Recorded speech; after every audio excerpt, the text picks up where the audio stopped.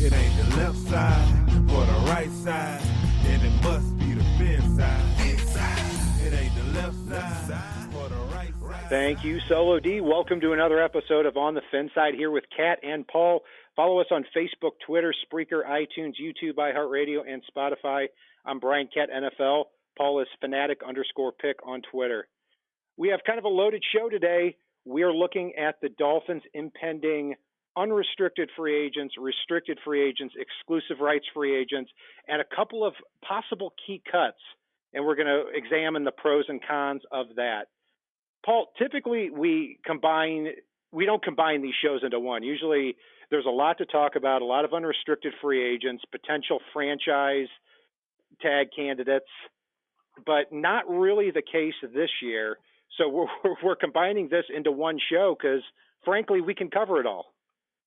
Wait, you're not going to franchise tag Clive Walford? I didn't realize that coming in. Shoot. No, Man, I guess we're in a different spot. Or Trevor Davis, or Jamarcus Webb, or Mike Hull. So, yeah, it's going to be it's going to be pretty uneventful before the start of free agency as far as re-signing our own players, because really you've got I'm looking at the list here. You've got about 8 of them, and on Dolphins Twitter, I posed this question over a span of about 12 hours. We had about 200 people respond. The question was, out of these 3 players who are the Dolphins' top 3, believe it or not, unrestricted free agents, who do you most want to re-sign? Number 1 is John Jenkins at this price tag, 2 years, $6 million. 2, Evan Boehm, 2 years, $5 million. 3, Walt Aikens, 2 years, $4 million. Or number 4, let them all walk. So the results were, number 1, John Jenkins overwhelmingly came away as the victor, 50% of the votes. Evan Boehm, 17%. Walt Aikens, 18.1%, and 14.9% said let them all walk. So let's start right there. John Jenkins is somebody who came in really as a street free agent and proved himself very much in this rotation with Davin Gotcha and Christian Wilkins. So, Paul, I'll throw it to you. 2 years, $6 million. Would you re-sign John Jenkins for that price tag? I would re-sign him to that price tag, but I'll be honest, it would have to be somewhat of a team-friendly deal as far as that goes. I expect Miami to be loading up a little bit in the trenches in free agency in the draft. And, yeah, as you can tell from our free agency show, I talked a little bit about the DN position, and I know he played a lot out there in the 3. I like the guy. He has his flashy moments, but he also kind of is sitting down towards the bottom end of the roster anyway with the roster this year. So I would do it, but I would definitely have some incentive to be able to get out of that deal if Miami's able to structure up appropriately. Yeah, I think that's a good way to put it. I mean, maybe a 2-year, $6 million deal, but you pay him $4 million in the first year. When you've got a little bit more money, you can get out of it in the second year. I'd be right there with you on that. Yeah, I think John Jenkins, if you go into next year and he's a starter for you along the front line, then I think you missed a big hole. But if he's your main backup or your 4th or 5th down defensive lineman in a depth situation, I think that's a good idea. Second, Walt Aikens, 2 years, $4 million. Now, this is a player that drafted in 2014, has been with the team for a number of years, and Brian Flores obviously likes special teams and prioritizes that. So I'm kind of on the fence on this when it comes to Walt Aikens. One thing that somebody from Twitter that responds to us frequently, and that's Dolphinator13, pointed out, Mac Hollins might be able to supplant Walt Aikens as kind of that special teams gunner if Danny Crossman, the special teams coach, is up for it. So, I'm gonna have to lean a little bit more toward no with Walt Aikens. Where are you on that? I'm going to lean towards yes, because Mac Hollins still has an uphill climb to even make the team as a wide receiver. I mean, I know Walt can't really play much in the secondary, although he did a little bit this year and actually didn't look out of place for the first time ever. And to be honest with you, I see Walt getting on the field more than Mac Hollins next year, given the fact we'll have Jakeem Grant back, given the fact we'll have Preston Williams back.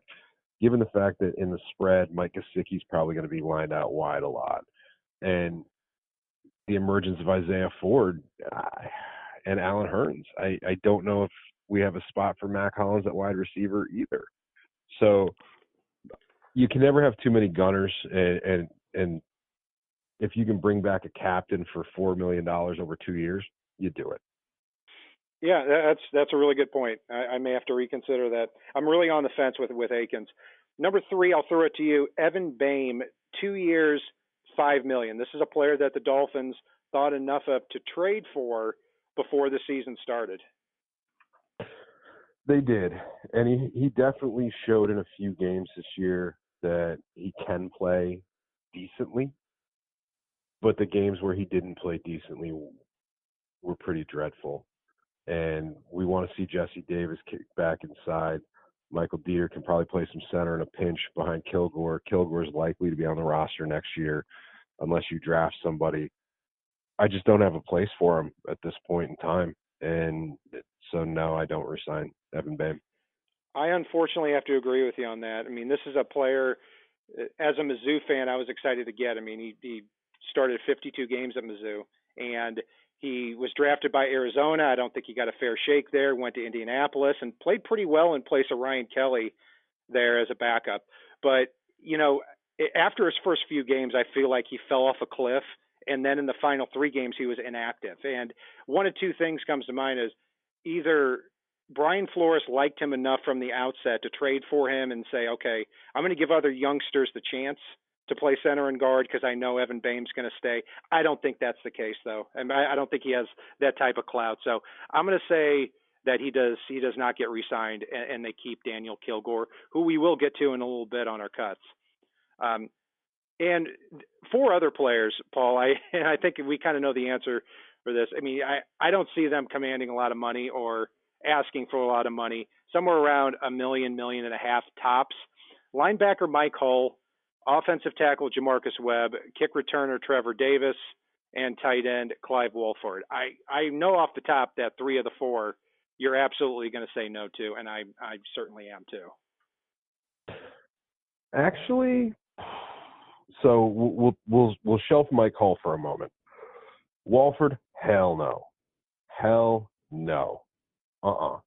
I'd prefer Miami grab a tight end or 2 late in the draft and have them come out and compete to have the role that Clive Wolford filled this year, and maybe even catch a few balls when they're thrown their way. Who knew? Webb's an interesting case. I'm not enamored with the guy as a starter, but he can be that spot starter, and he kind of comes on the cheap, be that swing tackle. And because he comes on the cheap, if he doesn't end up making your final 53, you're in good shape. And I don't think there's going to be competition for his services. So you might be able to get Webb in on a very, very team-friendly deal and still have him possibly get cut when they cut down from the 90. Davis, I'm sorry, no. Yeah, I'm with you on that.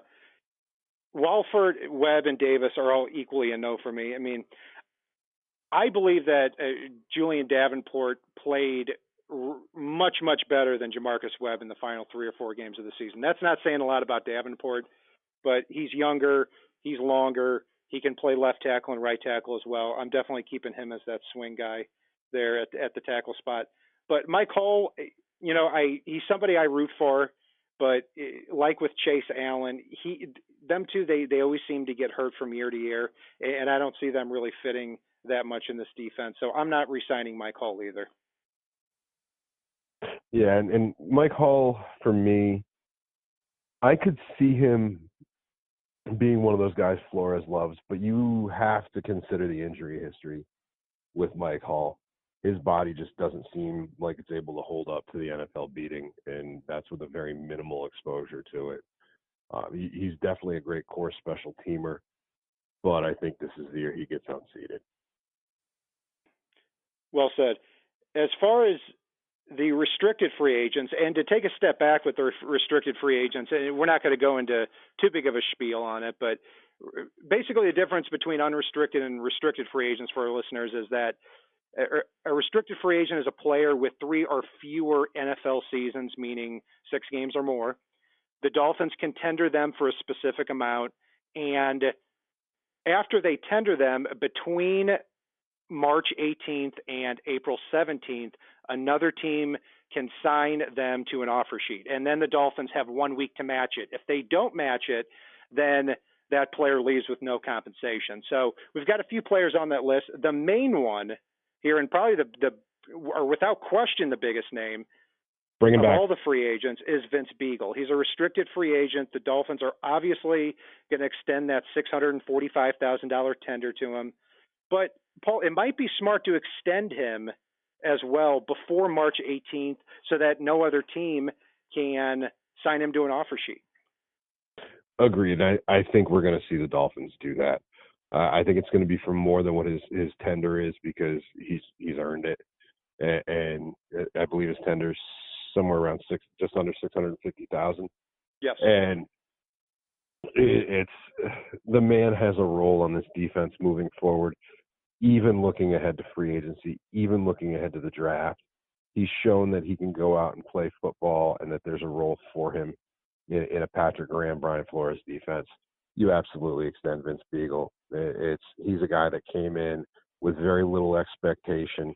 A lot of folks basically considering him, a throwaway player almost when he first got here, and he absolutely outperformed that. So you definitely extend Vince Beagle before the 18th, and I think Vince Beagle wants that as well. Yeah, I'm thinking somewhere in that. If I had to ballpark it, $5 to $7 million a year would make a lot of sense, given he's 26 years old, versatile, played a lot of snaps last year, and probably projects as a starter next year. I'd be okay with that. I mean, I think you can probably massage it for a little bit less, but we're splitting hairs at that point. Yeah, 4 years, 24 million, right around that range. I think he'd be very happy to take that. What I'd hate to do is have a team like the Patriots come in and offer him way more so that it drives up the price tag on the Dolphins when they know how important he is and his versatility is to this defense. So with Beagle out of the way, the second biggest name is Matt Hawk, and $556,000. Not a big price tag for a punter. He's not a great punter. We've talked about the inconsistency all year. One game he'll be MVP of the game, and then come back a couple weeks later and shank one after a 20 or 25-yard punt. But $556,000 for a punter that was 21st in net punting, 21st in average. I'm still extending that tender to him too. Yeah, and I think Hawk got away from the shank issues as the season wore on. Finally, I mean, he could come out and prove us wrong there, but yeah, there's no reason not to extend Hawk. I thought he played well down the stretch for Miami. And Deion Lacey is a player that was on the Bills last year, has followed Danny Crossman around from Buffalo to Miami. He's going to be in that same price range there, $645,000. Special teams is important to Brian Flores. I mean, we saw so many players on that front seven go in and out of the lineup in the active 45 or 46 players on game day, but Deion Lacey always stayed there. He'll be 30 years old this year, but kind of starting to look like a Walt Aikens type of player. I got to say I'm extending that tender to him as well. This one's tough for me, but I think the Dolphins do it. I'm not sure if I would, but I do think the Dolphins do. I think Miami, with their 14 draft picks and with free agency, is going to be adding plenty of talent at the linebacker position, but you can easily mitigate that salary with the players you're probably cutting off the bottom end of that 84-person list from this year. Yeah, and also at linebacker, Chase Allen, $558,000. I was surprised to see that he was only 26 years old at this point. I mean, it seems like he's been on the Dolphins roster for years. But, at linebacker, it would have been interesting to see how he played in this type of defense this year, and he actually got a chance. But he can't stay healthy. Also on the depth chart, you've got Raekwon McMillan, Baker, Aguavion, Deion Lacey, maybe Calvin Munson. So I'm probably going to lead toward no on Chase Allen. I'm right there with you on Allen. I love Chase Allen. I love the skill set he had. I always saw the potential in him as a player, but unfortunately, at this point in time, I only see the potential in him as a hospital patient, and that's not a good place to be as a part-time fill-in linebacker. For me, it's a no. And finally, rounding out the list, running back Samaje Perine, $645,000 because he was a fourth-round pick of the Redskins, and that factors into it. Also, Ricardo Lewis was a fourth-round pick of the Browns a few years ago. Same tender, $645,000. I've got to say no on both players. Definitely no on Lewis. Perine, he showed a little bit of potential in the Patriots game, but again, he was literally a body to fill a need based on injuries. I don't think he's back. He did start 7 or 8 games for the Redskins a couple of years ago, and I liked him coming out of Oklahoma. So I probably wouldn't hate him coming back, but overall I'm going to say no. As far as the exclusive rights free agents, and this differs slightly, exclusive rights free agents are made up of players with 2 or fewer years of NFL service. They are offered very straightforward, a take it or leave it 1-year offer from the team. If they take it, they can play for that amount and try to make the team. If not, then they can try to hold out, but that's probably not going to work out well for them. So I've got 5 players here in between that $500,000 and $650,000 range, and I got to say, I'll make it easy. I'm bringing all of them back for these price tags here because they did get in late in the year, and several of them played a decent role. Isaiah Ford, Adrian Colbert, long snapper Pepper, linebacker Trent Harris, and center Evan Brown. So 5 players there, all typically active on game day toward the end of the year. I've got to say I'm bringing them all back. Man, we better have a lot more disagreements when we come to the cuts coming up because I'm right there with you on the 5 of these guys. You know I've been an Isaiah Ford fan all along. I really like what I saw out of Colbert when he came over. Trent Harris, he looked good in that last game, and long snapper was not an issue with Pepper up there. And Brown's a guy I want to see a little bit more from, even though he could be another one that we're talking about here that's towards the bottom end of the roster and could be a camp casualty when they cut down from the 90-man. He's still worth a little bit longer look this offseason or preseason. Yeah, I think so. And he probably replaces Evan Boehm as that center guard potential type of player. And he's going to do it at really a fifth of the price that Evan Boehm would cost. So, yeah, we're trudging through this part of the offense of the offseason so we can get to the good stuff later in the year. But really the meaty part of the show is these cut candidates, because there are 4 that really jumped out at us when we looked at the cap situation heading into this offseason. So number 1 is the obvious one, a star for years, safety Rashad Jones. Basically, the situation with him is if you cut him, and they probably will because Eric Rowe is slated to be that strong safety here for the foreseeable future, you're going to save a little over $5 million by cutting him this year. You're going to save another 10 plus by cutting him the following year, and then you're going to have to pay a little bit in 2022. It was just a stupid contract that Mike Tannenbaum structured. And then he's going to be a free agent at 35 years old in 2023. So your thoughts, Paul? I love Mr. Jones. I absolutely loved him coming out of college. I was very excited Miami got him, and unfortunately it's time to move on. It's when he's one of your higher priced bodies on the team, and you end up having the, oh yeah, he is here moment. I mean, you look at early this year, and I know he was dealing with some injuries, but that's become more and more of a problem through the years. And it's time to part ways and get a fresh start. Maybe we'll see him pop up somewhere for a few games. But his skills and his body have deteriorated very quickly, in my opinion. Yeah, and I think he'd be cut regardless. He just does not fit into this new regime. It's a very disciplined type of defense as far as staying in your lanes. That is not Rashad Jones's game. And looking back at the last, 10 years now, I can only say good things overall about him. I've had some opinions about what happened last year in the Jets game, but hey, this is somebody that was a fifth-round pick, turned into a fantastic playmaker. It's incredible the Dolphins came away in over a 15-year span with Jeremiah Bell as a sixth-round pick and Rashad Jones as a fifth-round pick, and they played at the level that they did for that return on investment. So yeah, I'm also cutting him. Wide receiver Albert Wilson. This is somebody that is probably going to require a little bit more discussion. How it settles out is Albert Wilson's going to be a free agent after the 2020 season. If he plays this year under the current salary, Dolphins are going to pay him $10.8 million. If they cut him, they save $9.5 million, but still pay him $1.3.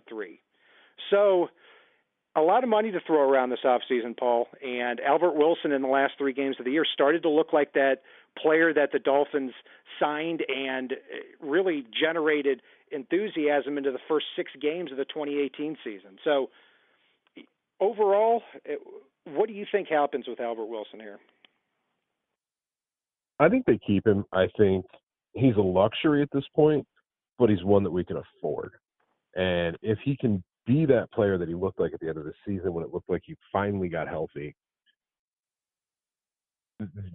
his cap number is nothing compared to the production that we would see out of him.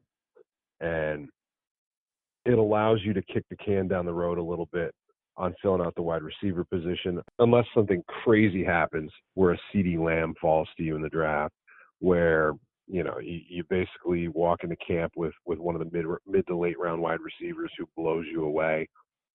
And really, you don't have to make the decision right now. You can make it after the draft if need be.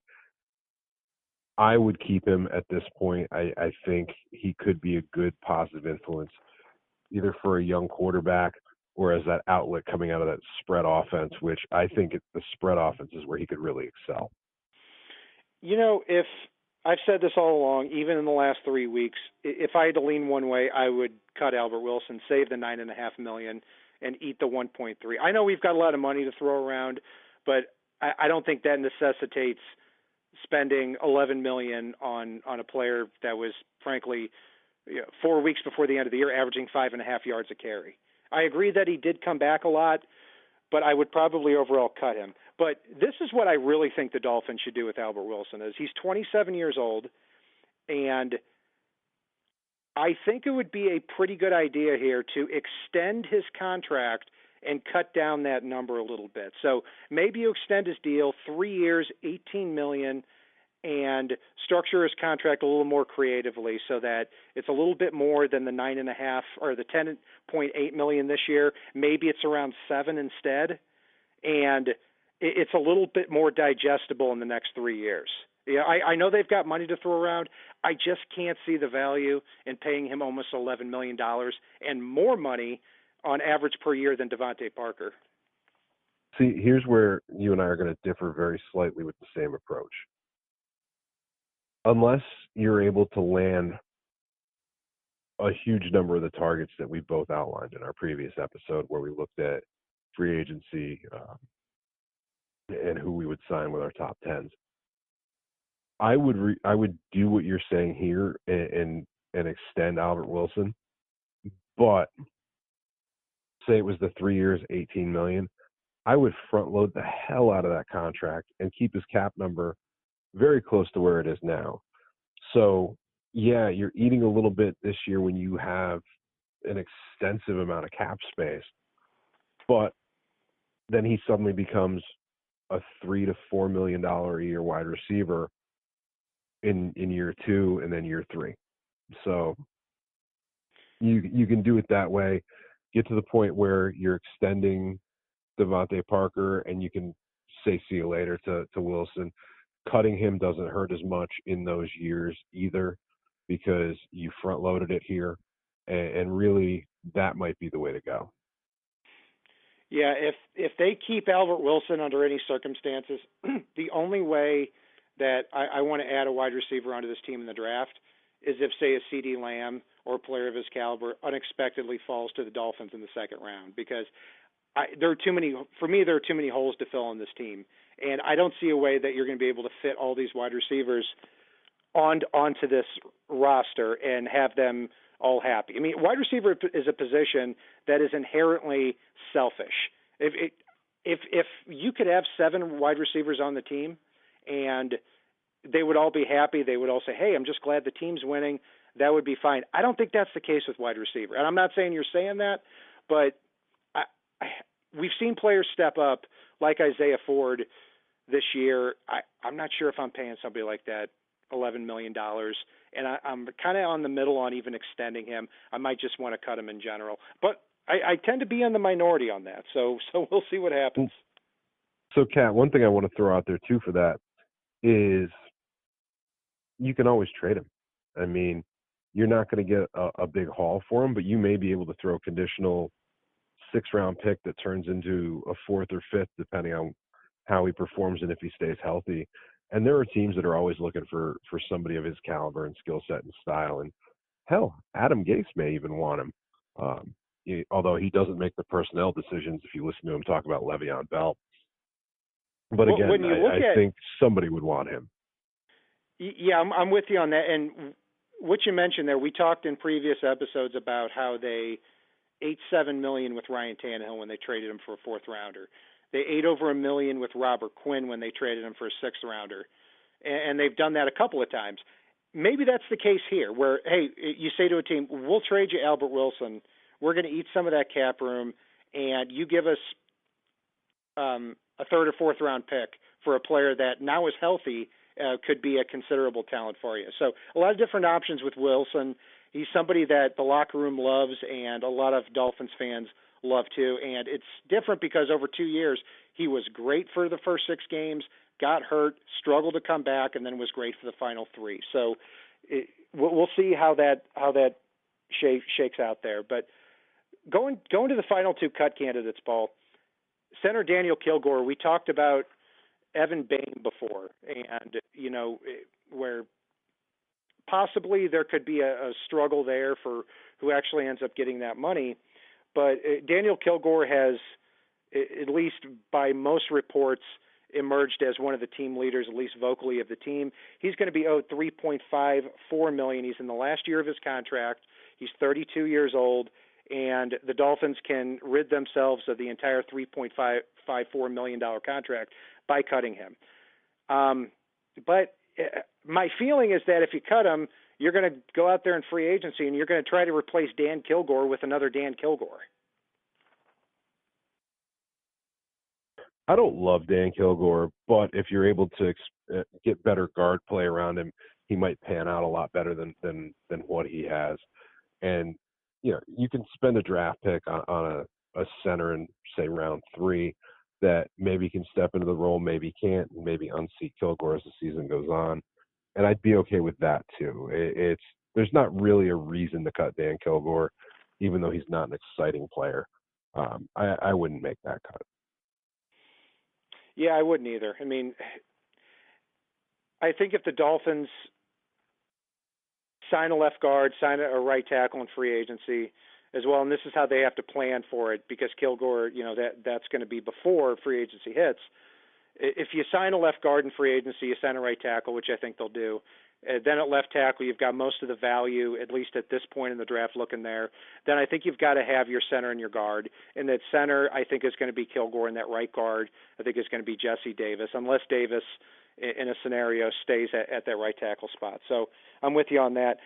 Finally, Taco Charlton, $1.84 million. And because they signed him as a former first-round pick, this is what his due salary is.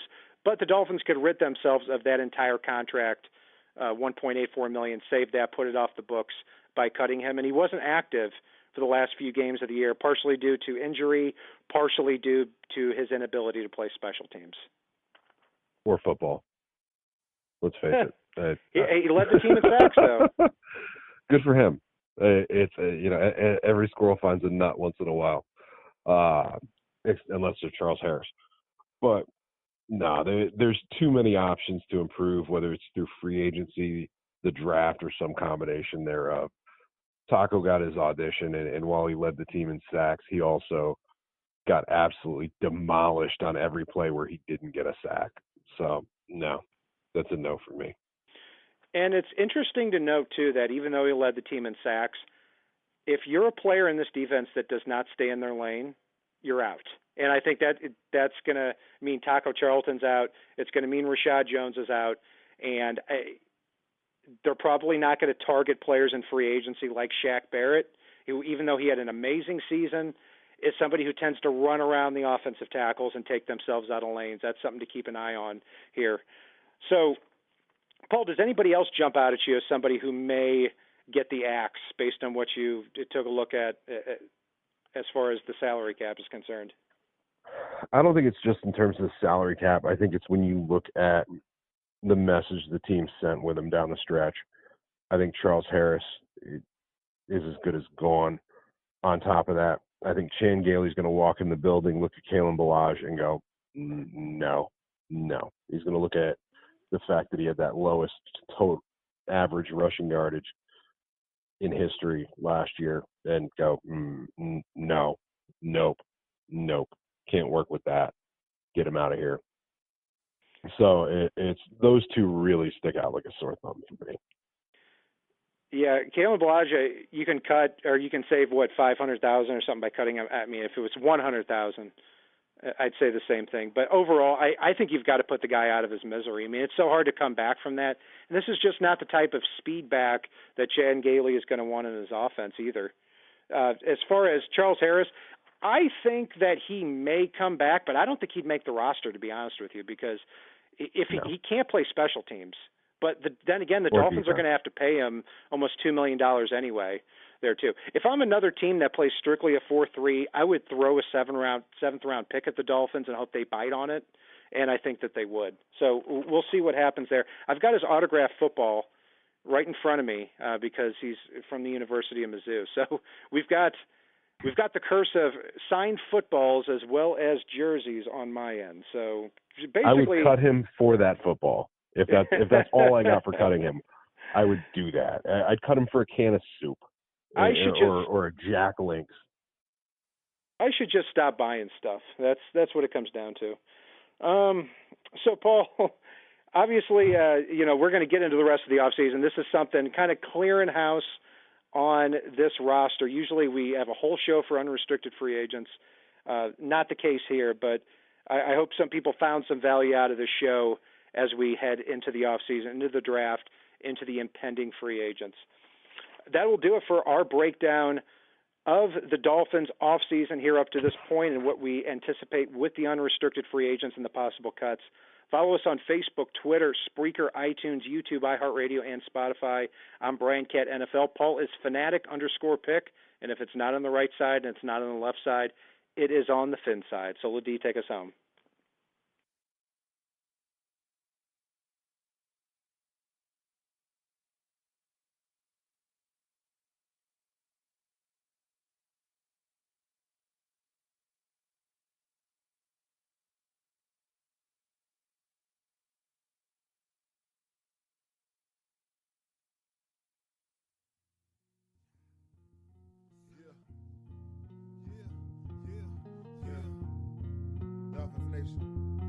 DWA. It ain't the left side or the right side, then it must be the FinSide.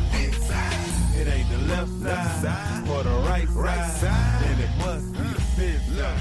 Listen, Dolphins fans across the land all tuning in to see what